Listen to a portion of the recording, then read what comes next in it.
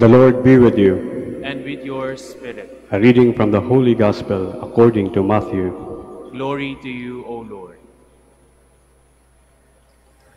At that time, Jesus withdrew to the region of Tyre and Sidon, and behold, a Canaanite woman of the district came and called out, "Have pity on me, Lord, Son of David.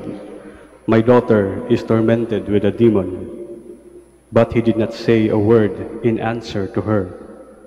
His disciples came and asked him, "Send her away, for she keeps calling out after us." He said in reply, "I was sent only to the lost sheep of the house of Israel." But the woman came and did him homage, saying, "Lord, help me." He said in reply, "It is not right to take the food of the children and throw it to the dogs." She said, "Please, Lord, for even the dogs eat the scraps that fall from the table of their masters." Then Jesus said to her in reply, "O woman, great is your faith. Let it be done for you as you wish." And her daughter was healed from that hour. Brothers and sisters, the Gospel of the Lord. Praise to you, Lord Jesus Christ. Please be seated. Ang pag-ibig po ay nakakapagpabago po ng tao. Kung kaya naman siguro po sa mga nagliligawan o kahit po yung sa mga mag-aasawa na siguro naalala nyo pa yung sa mga panahon na kayo po ay nasa ligawan stage pa lang.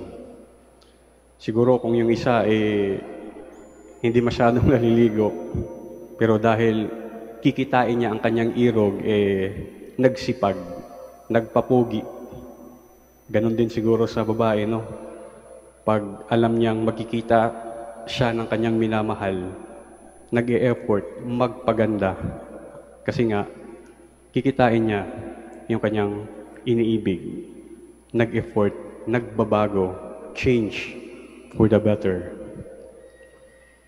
Kung kaya naman siguro, pwede din nating sabihin na kung walang magandang pagbabago sa buhay mo, baka hindi ka umiibig, hindi ka inspired to do something na magbabago at magbabago yung buhay mo kahit araw-araw.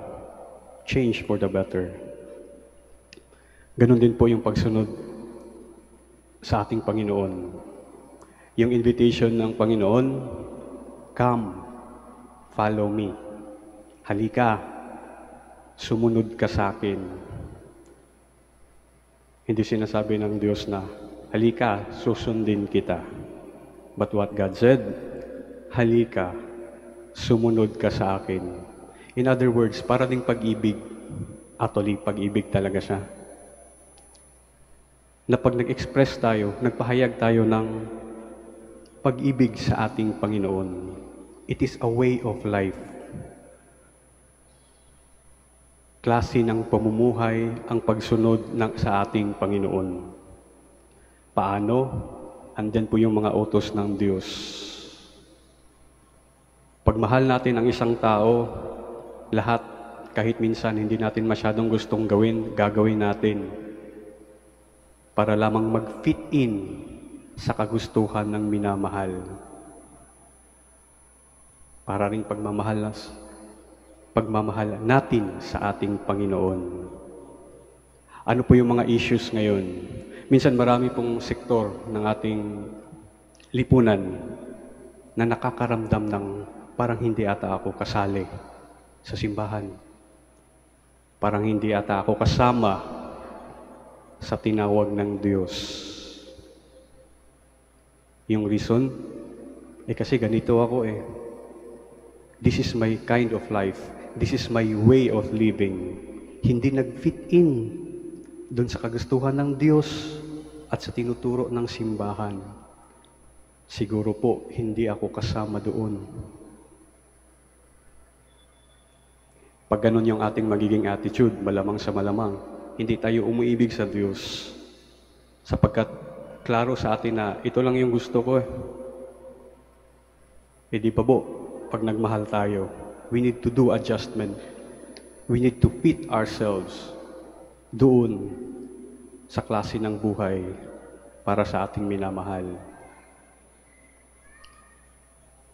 Siguro sa mga taong yon, kailangan buksan ang isip, ang damdamin. Parang yung babae dito, persistent, Lord. Alam niya na ang Diyos ang sagot sa kanyang mga hinahanap. Kaya naman yun din yung naramdaman ng Panginoon. Binigay ng Panginoon ang kanyang kagustuhan dahil sa kanyang paniniwala. Ganun din sa atin, persistent.